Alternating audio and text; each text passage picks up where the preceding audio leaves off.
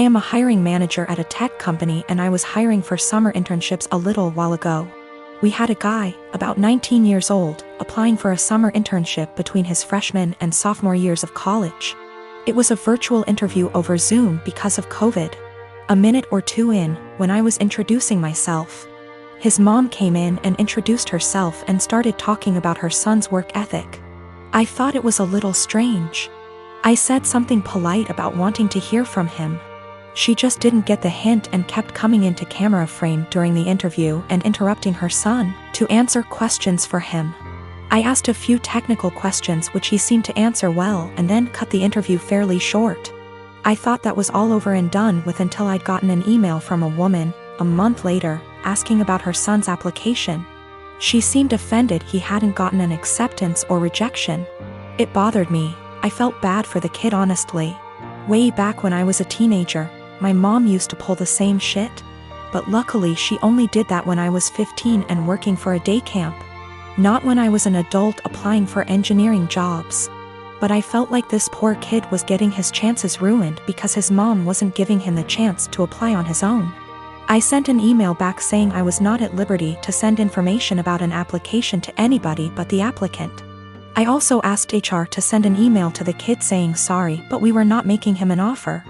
It is something we usually do, but his rejection email must have slipped through the cracks with all the COVID craziness. Anyway, after we sent that, I got a phone call from his mom.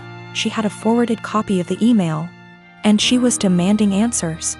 I said that I could not comment on the guy's performance in the interview to her as she was not the applicant. If he wanted to reach out to me, I was happy to give him some feedback. However, I could say that regardless of his performance, her presence in the interview took him out of consideration for the position. We were looking for an independent and self-driven person for the position, and for that reason, it is important to see an applicant speak for themselves, follow up themselves, etc. I also said that, as a piece of advice, every hiring manager I've met in my career who sees someone other than the applicant answering questions during an interview, following up on the applicant's behalf, etc., would also put their resume in the "do not hire" pile. Since, while the applicant may be skilled and motivated, they need the ability to demonstrate those traits themselves. She blew up at me over that, kinda cussing me out to the point where I hung up. I am a 41 years old male, single dad with a 13-year-old daughter Lacey. My wife died in childbirth and it's just been me and Lacey all her life. My sister has been a big help in raising Lacey, and we do keep in contact with her maternal grandparents. The issue started a couple of months ago when Lacey started her period. I knew this day would come, so I spoke to my sister, my female best friend, and my mother-in-law to be well prepared. I gave her the talk with her grandmother and aunt there. I buy her pads and tampons. I even have Midol and heating pads ready for Lacey when she needs them. The problem began when I began to notice a smell coming from Lacey's room. I went in to investigate and found pads and tampons openly disposed of in her wastebasket. I checked her bathroom and it was worse. She had her blood-stained undergarments in the tub. I took out her trash and did my best to get rid of the smell, but I didn't know what to do with the underwear in the tub. Later, I noticed bloodstains on the couch. It took a while of cleaning, but I got them out. I figured that was the end of that. It happened again last month, when I noticed Lacey's room was stinking again. And I saw she didn't even wash the underwear from before. The bathroom was unbearable at this point. Then earlier this week, I saw bloodstains on the couch again. I sat Lacey down and told her that she had to learn to properly dispose of her feminine hygiene products and wash her underwear, as the smell was becoming too much. And to be careful of getting bloodstains on the couch or anywhere she sits. I also noticed her sheets had a lot of bloodstains and brought this up too.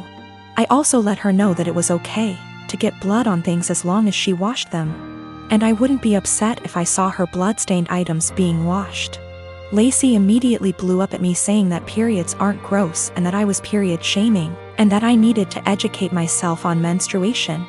I then got texts from my sister and mother-in-law scolding me for making Lacey feel ashamed of her bodily functions. But I honestly wasn't trying to convey that periods are gross. I was trying to convey that her hygiene needed to be addressed and that the smell was becoming unbearable. I just wanted to make sure that Lacey knew how to properly dispose of pads and tampons without it smelling, and that I wouldn't be annoyed if she washed her blood-stained items. We have washed the sheets with hydrogen peroxide and purchased some OxyClean for future instances should we need it.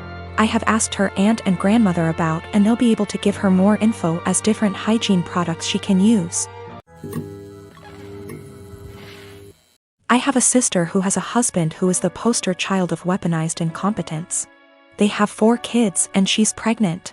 My sister works a full-time job, 40+ hours a week, cleans her entire house, cooks, takes care of all her children without him doing anything. It is seriously mind-blowing that she wakes up at like 4 a.m., cooks breakfast, does chores, gets all of her kids ready for school, takes them all to school and daycare, and all he does is stay home and work. And when his kids get home, after my sister picks them up, of course, he will play with them for a little and play video games until he falls asleep. She actually makes more than him. My fiancé and I had to stay with them for 6 weeks while our home was being renovated, and since we both WFH, we helped her, and it is amazing how much happier she is when she has help. I helped with the kids, and my fiancé even drove her to doctor's appointments. Her husband literally only acknowledges he is a parent when his family is around, then he is a God-fearing, hard-working father of 5. He is the one that wanted more kids. She wanted to stop after her last baby, but he needed more boys. I am seriously concerned not only for her, but her kids as well, because now her oldest is seeing what's happening and trying to help, but my sister is prideful and refuses to let her child do anything. Me and this man have never gotten along. He's been acting like this since their 8-year-old was born. I've tried talking to her about leaving, but she doesn't want her kids to grow up in a broken home. And unfortunately, her experience with our parents' divorce was completely different than mine, so she doesn't understand that a divorce would benefit her kids here because she thinks they need their mom and dad together. Cut to this past weekend, her and her husband threw a pre-Thanksgiving potluck where our entire family plus his was there. I stayed with my sister a few days before because I knew he wouldn't help. So we're at dinner all talking, and I mention we are trying for a baby, and my brother-in-law makes an offhanded comment to him about how hard fatherhood is. And I snapped and said, like you would know. He looked taken aback and asked me what I meant, and I unloaded on him, calling him a pathetic excuse for a man who makes my 8 months pregnant sister do everything for their family. I went off for a solid 10 minutes, and he sat there shrinking in his seat. I left. Last night my sister called me and thanked me for standing up for her and told me she appreciated me. Although today I got a very nasty text from him telling me I'm a terrible person, and because I lied in front of his family, his mom is angry at him and is moving in with them to help her out, and I've made him the laughingstock of his family. He certainly thinks so. My partner and I have been in a relationship for 5 years, living together for 4.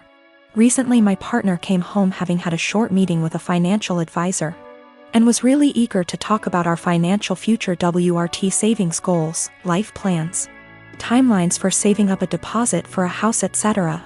This is a conversation I've been trying to have for years with him, so you'd think great, right? I should be really happy we're finally there. But I'm not. Talking about us going for a meeting with a financial advisor and starting to build towards our future together has given me really cold feet about the relationship. I think part of it is why now? I've been trying to talk to him about this for a really long time, with renewed efforts at the start of this year when I landed my first full-time salaried position and was working out my budget / personal savings goals. Just 4 months ago he wouldn't have a conversation about it. But now that the financial advisor has said the same things, it's obviously something we should be doing, and I should just jump on board with? I think if the advice was particularly different to what I'm already planning, I'd be less annoyed. But the advice is the same. There's a certain type of savings account you can start in the UK specifically for saving up for a house. And I've been talking about planning to open one once I'm full-time employed for literally 3 years. And he brought it up like this new, novel idea I'd never heard of. It makes me wonder if he's ever listened to anything I've ever said. He's always been more frightened of commitment / taking the next step. And I've driven that for the majority of our relationship. Become official / exclusive? I pushed for it. Move in together? I pushed for it. Start a joint account for household costs? Me move into a bigger place and buy our own furniture? My call. And every step of the way he's against it, and I have to convince him why it's the right decision. I've tried to have this financial future talk for a long time, and also the talk about mapping out what our future plans are together. But he's never wanted to have it. I guess I feel a lot of resentment that he's finally ready to talk about this because someone else has told him it's a good idea. It also brings up a lot of worries I've had about the future that might have been sitting under the surface for a while. Like the marriage and kids talk, I've always been clear about what I want, and he's always vaguely agreed with me. But trying to talk to him about time scales for it is like pulling teeth and always turns into an argument. It's not like I'm saying you have to propose now or I'm leaving or anything. It's literally just stuff like, ideally I'd like to be thinking about engagement and buying a house by 28 and married looking to have kids by 30. So he's literally got like half a decade. But we can't have that conversation because he shuts down / gets annoyed / feels pressured. And I have no idea what he wants from the future because he won't tell me. There's a lot of resentment in this post and I feel the need to clarify that I love him. He's my best friend and our day-to-day life is a dream. But I always feel like I'm dragging him into a future he doesn't want. And that he doesn't really trust / listen to me as an equal partner, until someone else tells him the same things I've been trying to say. I don't want that to be my future. I want someone who has these conversations with me and is excited about taking the next step. This feels like it has been one of the biggest underlying issues in our relationship that we've never been able to address. He doesn't ever really seem to listen to / consider me and often prioritizes his relationships with others. It's like he's expecting that I'll always just be there until he's ready, and that's not a very nice feeling to have. I'm not really sure where to go from here. I guess my big question is, how do I move past this resentment into a productive conversation about goals / expectations? I would like to be excited that he's finally ready to take this step together, but I just feel annoyed and uncertain. I would also like to address the issues of not feeling like a priority once and for all, since previous attempts haven't been successful. So I suppose my other question is, how do I make our communication better so that we can actually talk about these things and come up with a plan to fix them?